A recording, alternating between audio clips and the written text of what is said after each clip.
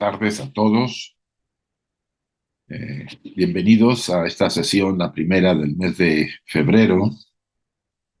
Buenos días también. Hay algunos lugares que estamos más tempraneros. Estamos transmitiendo esta sesión vía video, dado que aún nos encontramos en la India. Y como ya nos hemos comentado en muchas ocasiones, en varias ocasiones ya, el wifi por acá no es muy seguro. No digo que no lo haya en un momento dado adecuado, pero en los lugares en los que estamos, pues puede irse la luz y se corta. Ya la siguiente sesión ya se regulariza todo. Eh, Hemos iniciado ya con este estudio el tomo 2. Bueno, quería yo comentarles que la mayor parte de los que votaron por el estudio de la doctrina secreta del tomo 2 fue mayoría bueno, a los que hasta ahorita he recibido, ¿sí? Y que comparado con los que querían que se volviera a repetir o se repasara el antropogénesis. Eh, Todavía supongo que van a mandar más votos, yo voy a solicitarlos para que definitivamente mándenlos con Chuy para que yo tenga más bien un lugar donde se concentren, porque los que recibí fue vía alguna de del WhatsApp de la sección mexicana y no estoy muy seguro que esté muy claro, ¿vale? Van a encontrar en la guía que ya les ha sido enviada eh, que hicimos algunos pequeños cambios. Por ejemplo, eh, se pusieron varias preguntas sobre el material que no es tan extenso para que ustedes puedan leer el material y responder a las preguntas que vienen ahí. De todos modos, en la sesión, al final, presentaré las preguntas y las voy a pedir que nos las vayan, que el que desee contestar o comentar sobre de ellas lo vayan haciendo. El objeto es hacer más dinámica y más participativa la sesión. Eh, bueno, eso es en términos generales. También recuerden que esperamos vuestras recomendaciones, sugerencias para modificar o la guía o hacer alguna ampliación de algún tema, ¿no? La guía de estudio. Y lo mismo abarca la presentación en el PowerPoint. Vale. Pues vamos a iniciar nuestro estudio con la consiguiente dedicación. Dedicamos este estudio de acuerdo a este bellísimo pensamiento del Gayatri. Oh tu sol dorado del esplendor más excelente, ilumina nuestros corazones y llena nuestras mentes. Así que nosotros, reconociendo nuestra unidad con la divinidad que es el corazón del universo,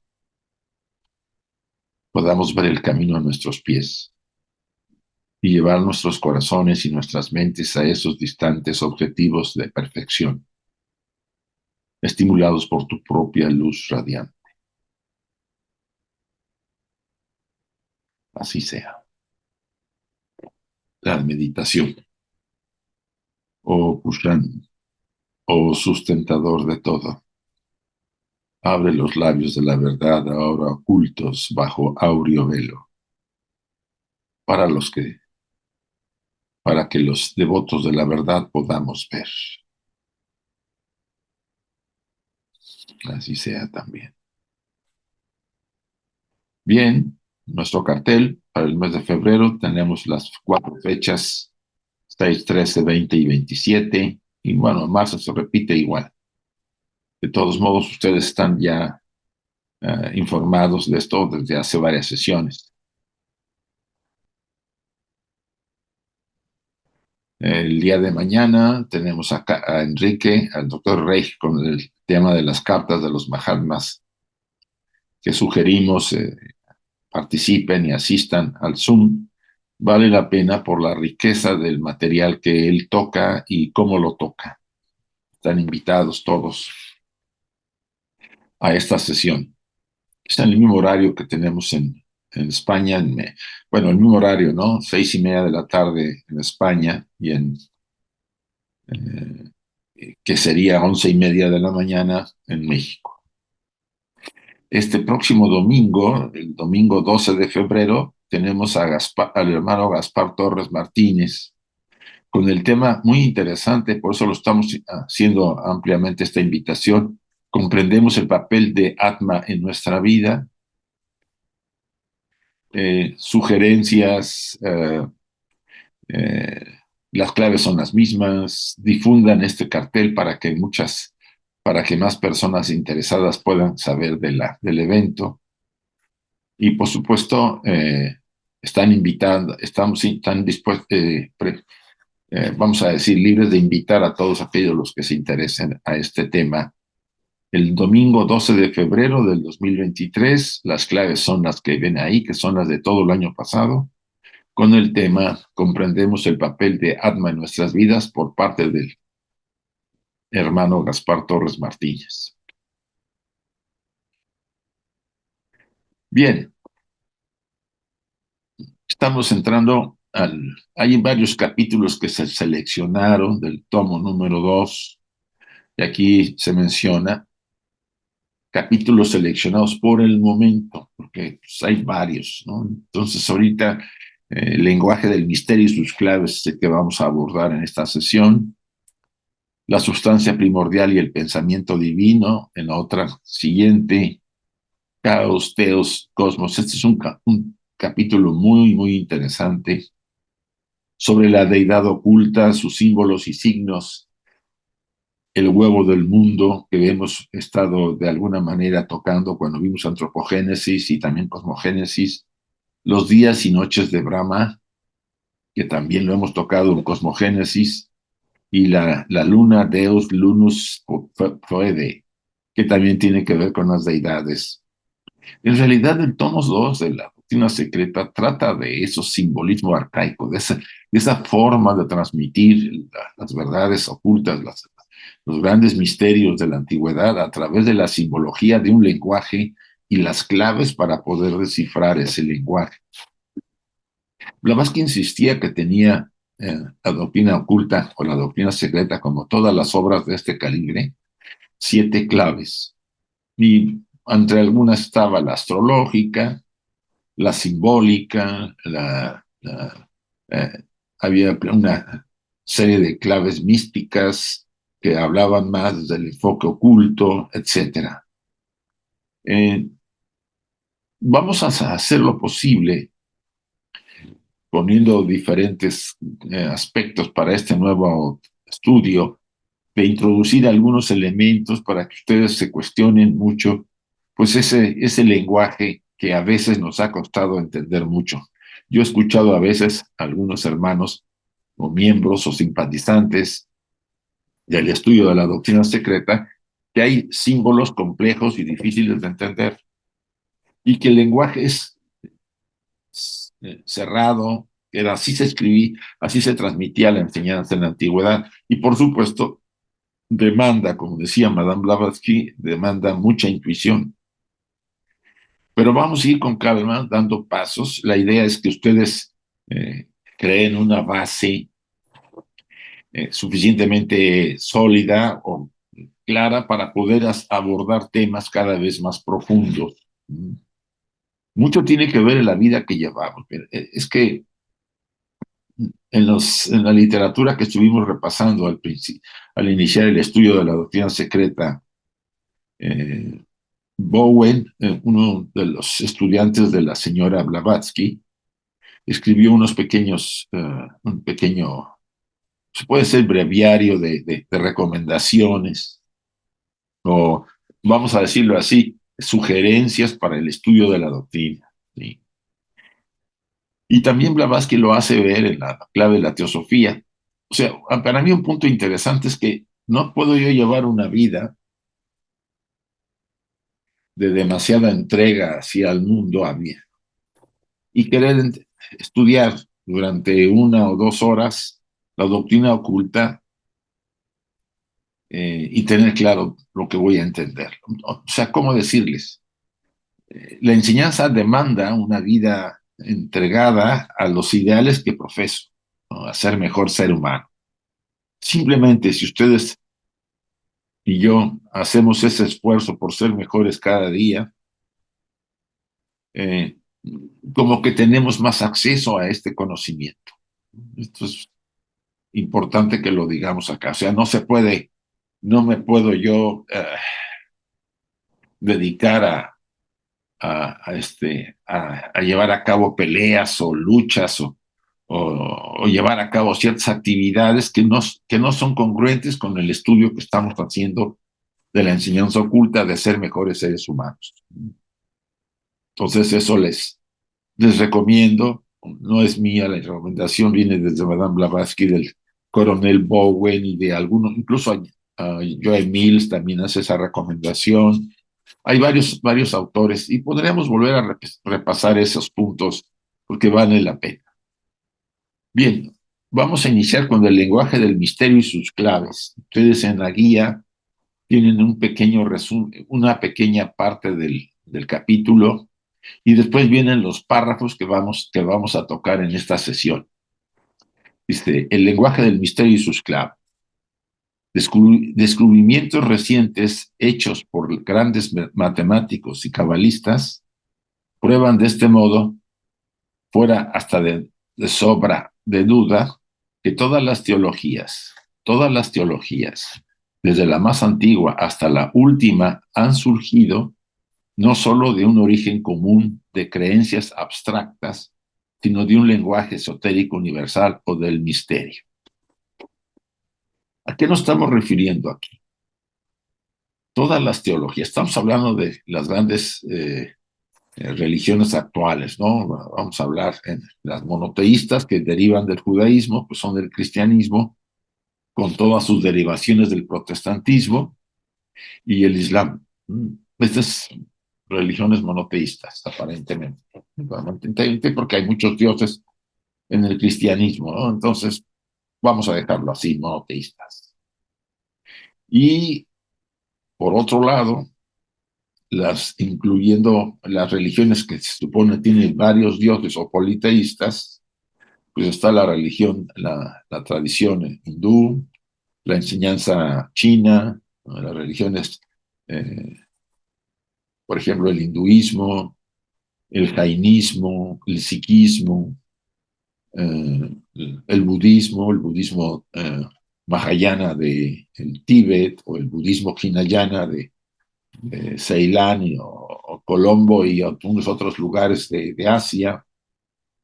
Y hay otras tradiciones interesantes que podríamos introducir, no en el concepto politeísta, porque no es el adecuado, por ejemplo, para el budismo, no, aparentemente hay bodhisattvas, divinidades, de acuerdo a cualquiera de los dos enfoques que hay dentro del Mahayana y Hinayana, pero ellos de alguna manera niegan la existencia de un demiurgo como lo hace el cristianismo, ¿sí? Una figura creadora en el universo, ¿vale? Eh, y por supuesto está el Shan, que es una variante del budismo en China, o el Zen en Japón, ¿no? Y hay otras religiones que son ya más de tradiciones en África y en Asia, en algunos lugares animistas, que adoran a los espíritus de la naturaleza, etcétera, etcétera. Incluso en América, ¿no? Hay mucha tradición. La Nahual en México, a los animales, los espíritus animales de la naturaleza. En todo este bagaje, las teologías de las principales religiones, por no decir de todas, sino de las principales, tuvieron, dice la enseñanza oculta, un origen común. O sea que en el amanecer de la humanidad, probablemente por ahí de la raza Lemur y después de la raza Atlante, se le dieron a la humanidad ciertas enseñanzas, vamos a decir, básicas, ¿eh? Necesarias para que encuadrara dentro de esas enseñanzas todo el saber oculto, el saber de la la emanación de este universo, de nuestro sistema solar, de la galaxia en la que estamos, de nuestra naturaleza personal, etcétera. Todo eso fue dado en un momento original a todos los seres que en ese momento estaban adquiriendo la mente, ¿no? Estaban activándola, o sea, mediados de la tercera raza Lemur, finales, principios de la raza Atlante, y todavía siguió el desarrollo. Todas esas teologías que ahora tenemos tuvieron una base común de verdades originales de las que tomaron las enseñanzas y después fueron tomando caminos divergentes por el lenguaje, los países, los lugares, las costumbres, etcétera, etcétera.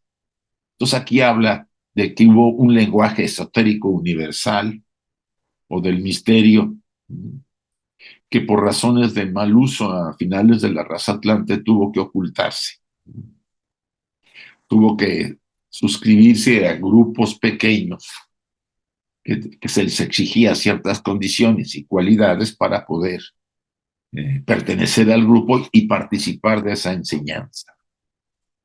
Eso ha llegado hasta nuestros días, ¿no? Actualmente ustedes encontrarán, pues sí, alguien dice que que ahora hay un supermercado espiritual. Sí, sí, eso es obvio que hay de todo y hay un abuso y hay charlatanes para repartir. Pero entre todos ellos hay ciertas escuelas serias. Por ejemplo, aquí se mencionan las cabalistas, están los herméticos, los rosacruces, el cuarto camino, antroposofía. Bueno, ¿qué les voy a decir de la teosofía? Se puede decir que es la línea madre de casi todas las tradiciones. Pero bien, esto es interesante que ustedes lo reflexionen. Hay un origen común de todas las teologías. El cristianismo es clásico, ¿no? Si ustedes analizan, yo te digo porque al principio yo estuve muy metido estudiando la historia del cristianismo, ¿no? Porque yo tenía una madre un poquito, vamos a decir, no digo que fanática, pero muy creyente. Y a mí me encantaba ponerle cuatros para poder cuestionarla. Y por realidad es que me puse a estudiar. Eh, Se puede decir que, sin meterme a ciertas aclaraciones que hace Mead en su obra, que los primeros cristianos realmente se llamaban los ebionitas o los llamados pobres de Dios. Se dice que eran realmente los que practicaban las enseñanzas de pobreza, humildad, desapego, etcétera, que el maestro Jesús había dado a sus discípulos. Los ebionitas, pues, no tuvieron mucho éxito, que si digamos, mucho tiempo, pero a partir de ellos vinieron las demás agrupaciones cristianas, pasando por los diferentes concilios. ¿Sí? Originalmente la enseñanza cristiana giraba alrededor de alguno que había estado en algún lugar escuchando la enseñanza de Jesús el Cristo, se atribuía a él, porque hay mucho material que se le atribuye y no es de él, pero lo dejamos así, porque es valioso. Y venía y se reunía en alguna población y le contaba a la gente que estaba dispuesta a escuchar esta enseñanza cristiana. No había ni rituales, no había. El saludo era con un pez, ¿se acuerdan? Porque la cruz estaba rechazada porque ahí crucificaban los romanos a los, a los malvados, a los que infringían la ley y al mismo Cristo. Entonces era un pez el símbolo de la identificación. No había ni los rituales que estaban acostumbrados ahora, ni el vino, ni el cuerpo del Cristo, ni nada por el estilo. No, no había nada. Todo eso fue tomado de otras tradiciones teológicas religiosas que existían, que eran llamadas, entre comillas, paganas, ¿no? Pues de la egipcia se tomó mucho, de los misterios pues probablemente es de Samotracia, de Eleusis, de otros pueblos, sobre todo en el ámbito de Caldea, Siria, todos esos lugares, tomaron mucho de sus propias prácticas. Había una religión que siempre olvido el nombre, pero que el símbolo lo tenían muy fuerte. Era una religión se había distribuido muchísimo en el ambiente de los soldados romanos y que aparece eh, un hombre clavándole a un toro una espada. Tiene un nombre que yo no lo recuerdo ahorita, pero bien, lo que quiero decirles a ustedes es que hubo un tris de que el cristianismo no fuera la religión oficial, ¿no? Eh, pues todas esas tradiciones influyeron en el cristianismo. ¿Qué hizo después el cristianismo? Borrar todo símbolo de tradiciones paganas que lo identificaran con ellos porque no convenía y por eso persiguió, cerró templos eh, y destruyó hasta donde pudo muchas de las prácticas antiguas de las tradiciones originales anteriores. Estos sabios que estos sabios poseen la clave del lenguaje universal antiguo, o sea, los antiguos sabios, como aquí aparecen abajo a la derecha, pues Pitágoras, uno de los más famosos, y la han usado con éxito, aunque solo una vez para abrir las puertas herméticamente cerradas que conducen al vestíbulo de los misterios. A través de todas las épocas hubo seres, los llamados, entre comillas, iniciados, ¿sí? Iniciados en una enseñanza eh, que les permitía trascender la etapa humana y tener acceso vamos a decir, a realización como verdaderos, que es lo que todos perseguimos en el fondo. Estamos aquí para realizarnos como seres humanos. Es cierto que cada quien tiene su estilo, su perfil. Quizá por eso en el Bhagavad Gita se habla de varias escuelas, ¿no? De varias corrientes, como el Karma Yoga, que es la unión con la divinidad a través de la acción, el Jnana Yoga a través del conocimiento, el Bhakti Yoga a través de la devoción, que se practica mucho en el cristianismo, eh, etcétera, etcétera. O sea, cada ser humano tiene un estilo muy particular de dirigirse a esa divinidad que está en nuestro corazón, a ese ser eterno que habita este templo. Acuérdense las palabras del Maestro Jesús. Vosotros sois el templo del Dios vivo. ¿Sí? Dioses sois y no os dais cuenta, en otro pasaje. Entonces, para referirme a esos sabios que ayudaban a los individuos a entrar a la cámara secreta de su corazón y poder, vamos a decir, recibir la enseñanza de su propio maestro interior. El gran sistema arcaico conocido desde las edades prehistóricas como la ciencia sagrada de la sabiduría, o la tradición oculta, o la mistérica, tiene varios nombres. Insisto, esta fue dada, como le dije hace un momento, más o menos a mediados de la raza Lemur, cuando las jerarquías que nos construyeron, o que nos formaron, o que participaron en nuestra construcción, los Manasaputras, los Amishvata, algunas otras, eh, no solamente activaron la mente en los humanos primitivos que no tenían mente despierta, si la tenían pero no estaba activada, otros entraron dentro de esos humanos. Eh, Muchas de esas jerarquías muy desarrolladas crearon por Kriya Shakti, que es un poder mental para crear seres. Y ahí se formaron las primeras cofradías, los primeros grupos que mantenían esa enseñanza, esa ciencia sagrada de la sabiduría, la tenían y la transmitían, porque originalmente no hubo tanto rechazo o a ocultarla. ¿Por qué la iban a ocultar? Sino al contrario, era para abrir los ojos y el corazón espiritual de los seres humanos ante las verdades universales. ¿Cuándo se empezó a ocultar? Cuando se prostituyeron las enseñanzas a través de el uso de la magia negra, ¿no? A finales, mediados y finales de la raza Atlante, y también en la quinta raza en la que estamos, porque muchos de los herederos de esta raza vienen de la raza Atlante, ¿no? Entonces, ese gran sistema arcaico que fue difundido por grandes seres, ¿no? Seres iniciados, reyes de pueblos, reyes divinos que gobernaron diferentes pueblos, desde las edades prehistóricas nos dieron esa ciencia sagrada. Los muchos aspectos del lenguaje del misterio han conducido a la adopción de dogmas y ritos variadísimos en el exoterismo de los rituales de las iglesias. Recuerden que hay dos visiones, ¿no? La enseñanza exotérica, que es la que se enseña a la gente.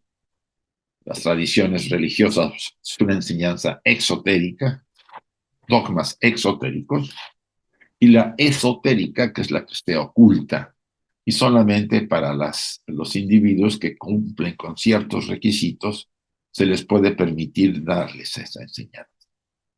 Entonces, el lenguaje del misterio condujo a la adopción de dogmas. Dogma es una palabra interesante.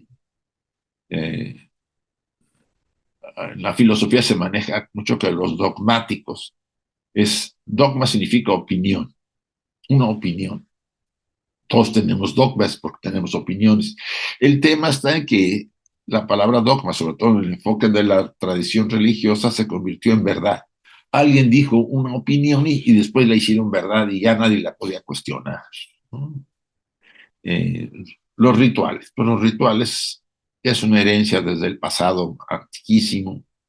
Tiene su función el ritual, ¿no? Se mueven energías, se ayuda a los devotos a estar más aglutinados, más cercanos. Hay cantos y mantras y cosas que se agregan para darle fuerza a ello. Eso tiene su lugar, ¿sí? Para aquellos que son muy inclinados a ello. Entonces, esa enseñanza, debido a que los que la utilizaban no eran iniciados, pues hicieron que perdiera vamos a decirlo así, las profundidades de la enseñanza y se convirtió en una enseñanza mucho más exotérica, ¿no? Para el pueblo. Algunos sabían que no podían hablar de ciertas verdades. Entonces, se concretaron en decir ciertas cosas. Y eso, sin violar, porque había normas y reglas. Por ejemplo, en los misterios de Eleusis, se llegó casi a amenazar de muerte a aquel que revelara lo que había ocurrido durante la epopeya, que es el momento en que las divinidades descendían a la tierra y compartían con los mistai, que así eran los iniciados en los misterios de Eleusis.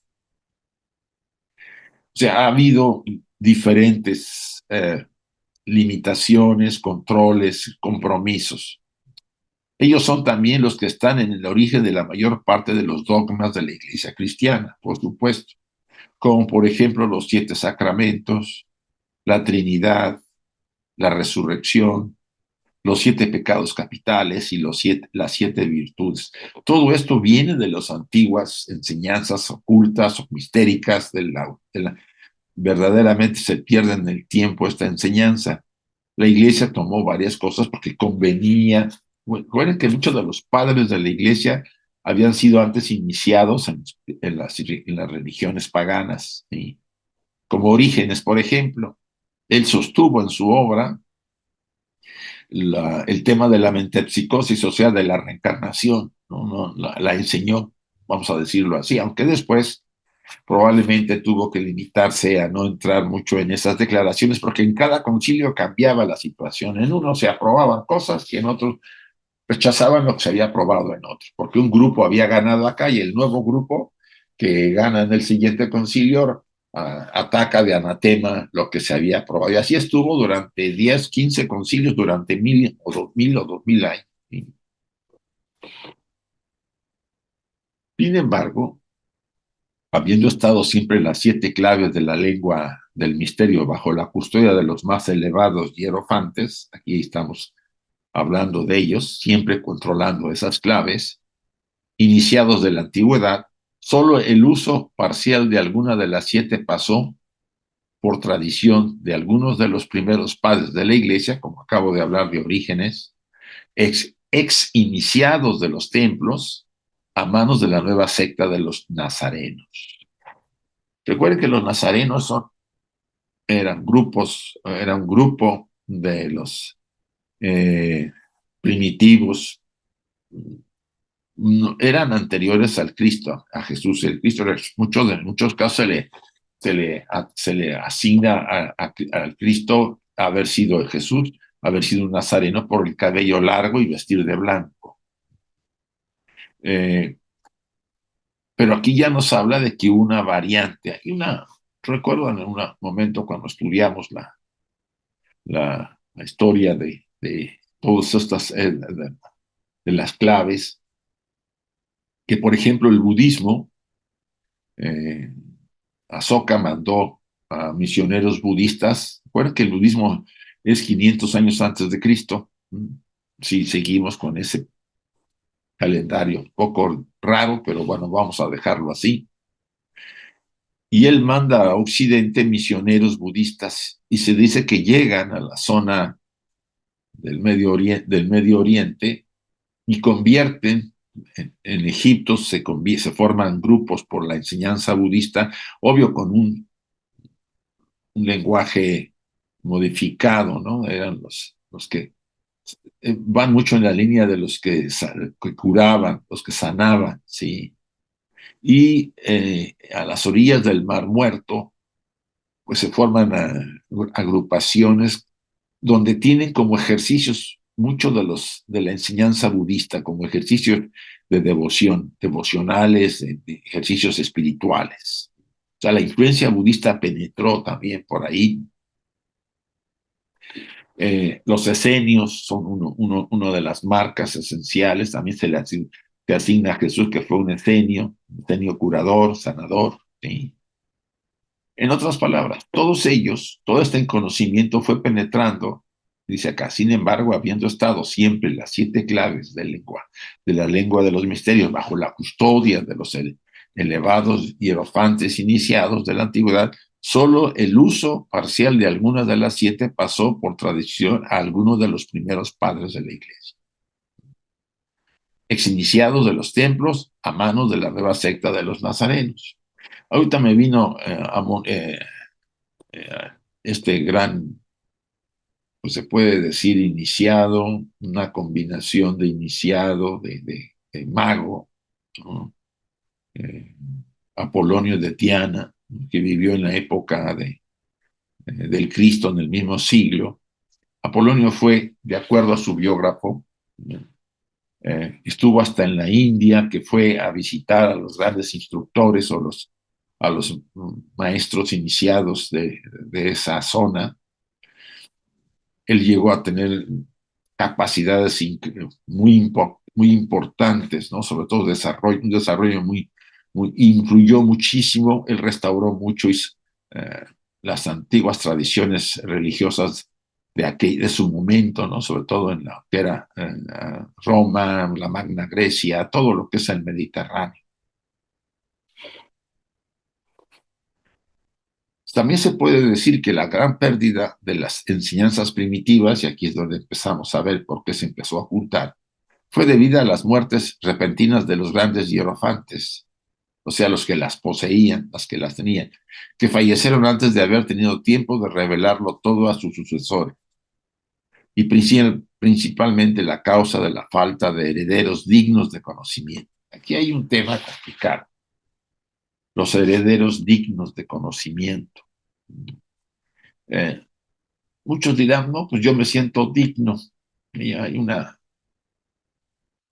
historia al principio de la Sociedad Teosófica, cuando Madame Blavatsky estuvo en la formación de la estructura de la sociedad, la estructura no solamente humana, sino material. Hubo gente que se acercó, atraído por la enseñanza y porque tras de la enseñanza habían instructores superiores espiritualmente que la impartían y querían ellos ser sometidos a aprobación, así se le llama. Yo no recuerdo bien la cantidad, pero calculaba alrededor de 30 o 30 y tantos. Y la señora Blavatsky me preguntó si podía aceptarlos y le dijeron que sí. Entonces les dijo a todos que sí, pero que iban a ser probados. En realidad eran estudiantes, muchos de ellos eran devotos, serios, lo habían pedido con sinceridad. Otros, pues, quizá por curiosidad, había de todo. Lamentablemente, ese es el gran tema. Lamentablemente, pensaban que esto era como una especie de bautizo, ¿no? Así de que te ponen agua y ya estás iniciado, ya has sido probado y estás libre. De todos ellos, solamente uno pudo pasar las pruebas. Damodar, uno de los grandes estudiantes que colaboraba en la sociedad en aquella época, ¿no? Estamos hablando de 1880 y tanto. Los demás, pues entre algunos se enfermaron, se pusieron mal de la cabeza, otros se fueron de la sociedad, la atacaron. Hubo de todo. De los 30 y tantos, solamente uno. ¿Y eso qué nos enseña? Pues que herederos de digno conocimiento no se dan tan fácilmente. Ser buenito, buenito no es suficiente. No sé si cómo podamos entenderlo. Nos han dicho que si no, que hacemos las cosas más o menos y que no hacemos tantas tonterías y que pues, no he hecho ningún delito grave, ni he matado a nadie, ni nada. Pues yo soy santo. Bueno, si no santo, pues por lo menos soy bueno. Eso es lo que es bueno para una sociedad. De vez en cuando, pues digo mis palabrotas o me cojo alguna cosa. Pero eso es ser bueno, porque no es exagerado. Y es complicado para mucha gente el tema, porque asumen que bajo ciertas características puede ser permitido ser un estudiante aceptado o por lo menos tomado en cuenta. Nadie absolutamente ser aceptado si no ha sido probado. ¿Y qué nos prueba? Pues no nomás lo buenitos, sino lo malitos que somos, ¿sí? Porque nosotros hay la oscuridad. Recuerden que todos tenemos luz y oscuridad dentro de nuestra naturaleza. La personalidad se encarga que a la oscuridad la mantenemos reprimida y de repente en un enojo pues nos sale ahí, como dicen aquí los españoles, el plumero. Y hoy nos asustamos, ¿no? Todos hemos perdido a veces en un enojo al decirle a alguien hasta de lo que se iba a morir. O sea, esas características que surgen cuando la persona no tiene todo el control nos muestran qué clase de ser está ahí y qué necesidad hay de purificar, limpiar, equilibrar, armonizar nuestra estructura. Por eso es una labor que dura vidas, ¿sí? Hasta que más o menos empezamos a estar en condiciones de ser en una vida, pues por lo menos recibir más información, tener más acceso al conocimiento, comprenderlo más, porque todo eso tiene que ser sembrado. Sin embargo, han conservado en sus rituales y dogmas las principales enseñanzas de la doctrina secreta. Por supuesto, yo hay en las dogmas las ciertas ideas principales de la doctrina oculta, ¿sí? Aquí ven ustedes en la imagen pues, a un Sócrates, a un Pitágoras, a un Aristóteles, a un Platón. Hay varios de los grandes sabios de la antigüedad que casi la mayoría estaban iniciados sobre todo.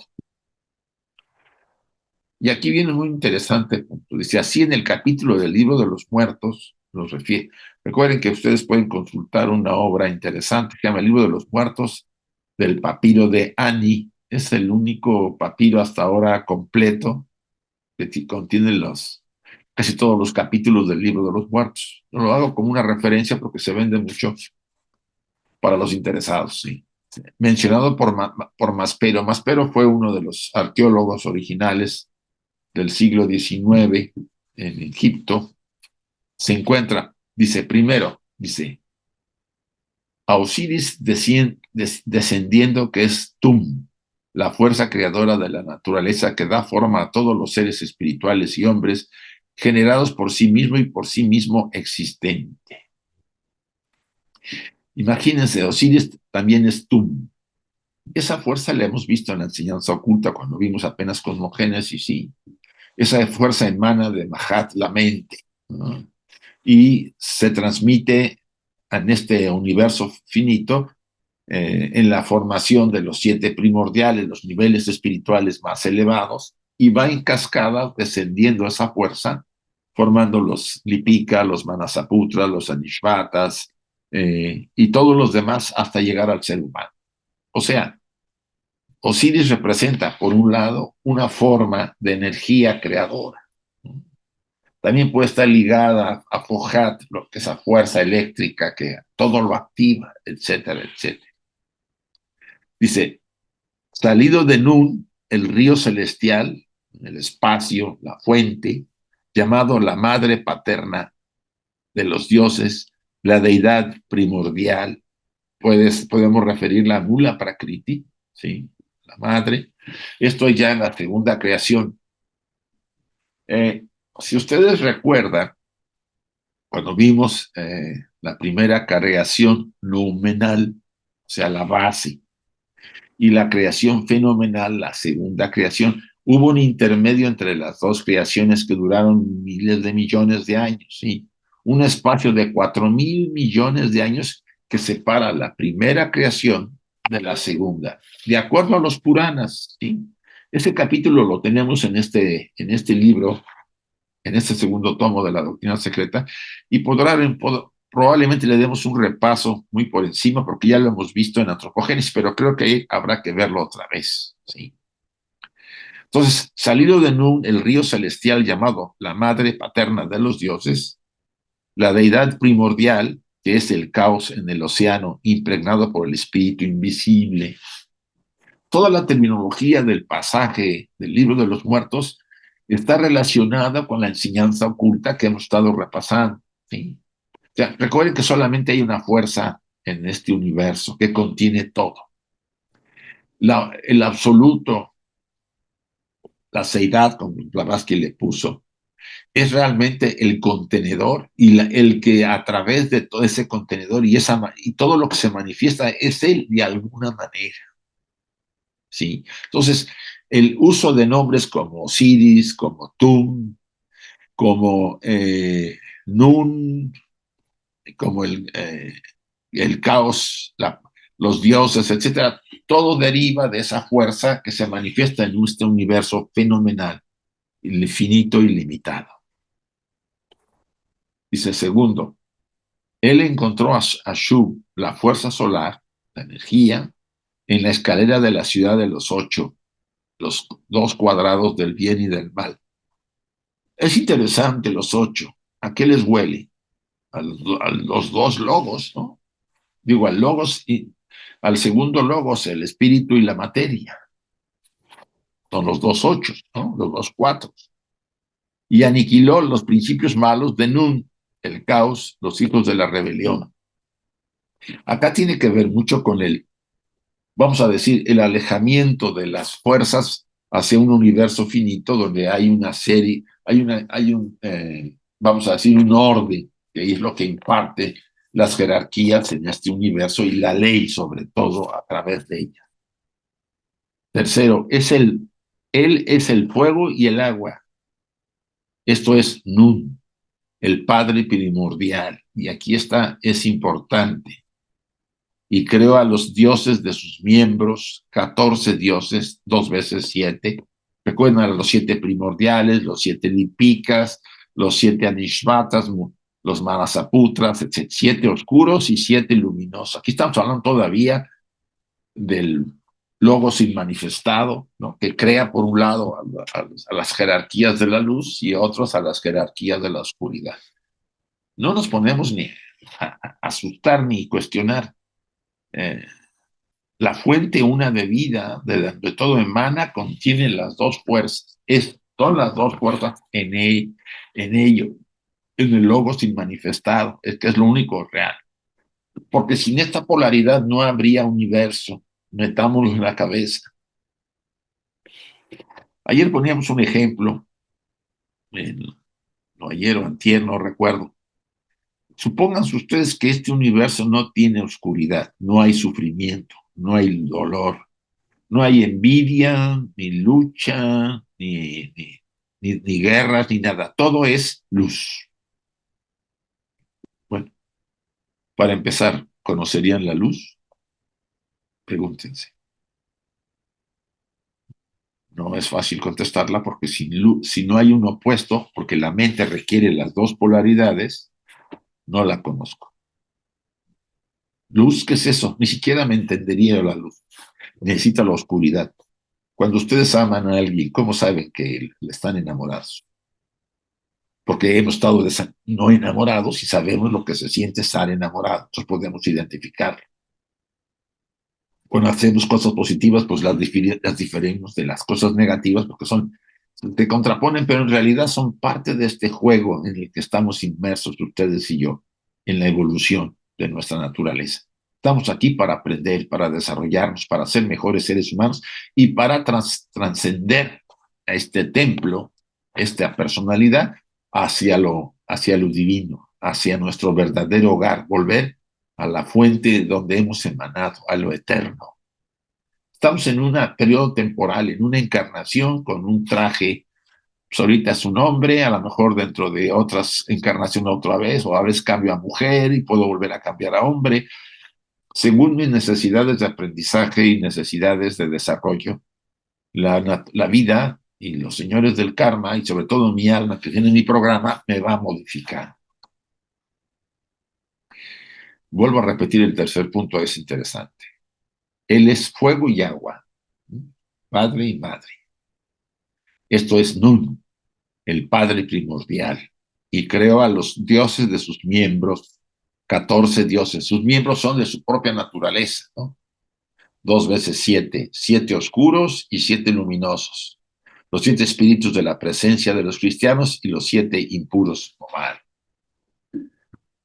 Todo esto, si ustedes analizan, es el lenguaje oculto del misterio, pero trasladado a la simbología, a los mitos egipcios. Cuarto, él es la ley de la existencia y del ser, el Venu o Fénix, el ave de la resurrección en la eternidad, en quien la noche sigue al día y el día a la noche, ciclos, alusión a los ciclos periódicos de resurrección cósmica y de reencarnación humana. Este es comentario ya de Blavatsky. Pues, ¿qué otra cosa puede significar? Recuerden que nuestro universo, como el ser humano, tiene una manifestación en Manvantara, y cuando viene el colapso del cosmos, como nosotros envejecemos y morimos, viene el pralaya. Tanto el pralaya del cosmos o del universo como el pralaya del ser humano son ciclos que se repiten en todo el universo. El viajero que cruza por millones de años es el nombre de uno, y las grandes verdes aguas primordiales o caos es el nombre del otro. Uno produciendo millones de años en sucesión y el otro absorbiéndolos para devolverlos. Por un lado, el Mahamambanta, la emanación de nuestro universo, de nuestra galaxia, la Vía Láctea, del sistema solar, del planeta Tierra y de nosotros. Ese es el que genera, podríamos decir, Brahma. Vishnu mantiene, usando la terminología hindú, y Shiva destruye. Esas fuerzas están en nosotros. E inevitablemente es la enseñanza oculta transmitida a través de la tradición egipcia. Quinto, él habla de los 7 luminosos que siguen a su señor Osiris, que confiere la justicia en el Amén. Todo esto se ha demostrado ahora que ha sido la fuente y el origen de los dogmas cristianos, como yo les estuve comentando hace un momento. Bien, me gustaría que ustedes le dieran lectura a estos párrafos que tienen en su guía, y a continuación, cuando lo hayan leído y lo hayan saboreado y tratado de asimilar, respondan a estas preguntas que vienen aquí y que están en la guía también. Dice la primera. Para estas preguntas les sugerimos vean las referencias arriba mencionadas y encontrarán las sugerencias para sus respuestas. ¿Qué opina de que todas las teologías han surgido de un origen común, del lenguaje del misterio? ¿Qué opinan ustedes? ¿Cómo lo ven? ¿Están de acuerdo? ¿No están de acuerdo? ¿Que se han surgido de un lenguaje común del misterio? ¿De acuerdo a Blavatsky? Nos gustaría que lo comentaran y si tienen dudas me escriben a través del WhatsApp de Chuy. En la iglesia cristiana hay dogmas y ritos como el de la Trinidad. ¿De qué enseñanza oculta se deriva el de la Trinidad? El dogma de la Trinidad. A ver, piénsenlo. Eh, ¿Cuál es el problema de no tener sucesores dignos para recibir la enseñanza de los misterios? Yo ya casi les respondí, ¿sí? O sea, los sucesores dignos, ¿cuál es el problema de no tener? Y la última pregunta, ¿cómo relaciona a los cuatro luminosos que siguen al señor Osiris con la enseñanza de la doctrina oculta? También la respuesta está en los párrafos que acabamos de ver. Lo que se desea es que ustedes estén más involucrados, veamos más lo práctico.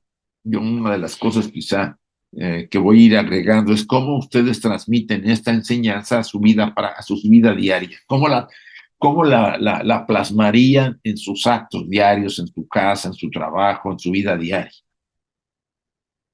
cómo se comportarían si ustedes están estudiando y compartiendo esta enseñanza, cómo tratarían a su familia, a sus hijos, o sus amigos, sus compañeros de trabajo, cómo serían ustedes en relación al medio ambiente, a la necesidad de tener una responsabilidad ecológica mayor, al cuidado de los débiles, como son los niños, las mujeres, los animales, cómo respetaríamos todas esas reglas que nos permiten ser fraternales con todos los demás seres humanos. Esa es una de las reflexiones que poco a poco en este nuevo estudio vamos a ir introduciendo, cómo transmitir la enseñanza a la práctica diaria y no que quede como bonita teoría. Bien, pues le agradezco mucho a todos su tiempo, a Chuy sobre todo, y vamos a terminar haciendo nuestra invocación, ¿sí? Les pido a todos que cierren sus ojos un momento. Oh vida oculta que vibras en cada átomo,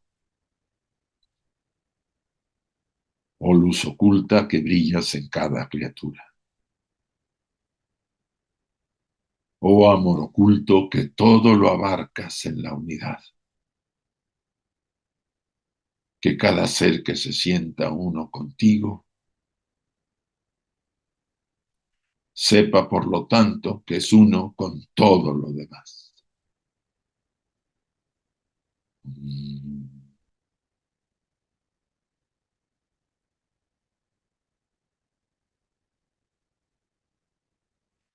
Así sea. Y gracias a todos.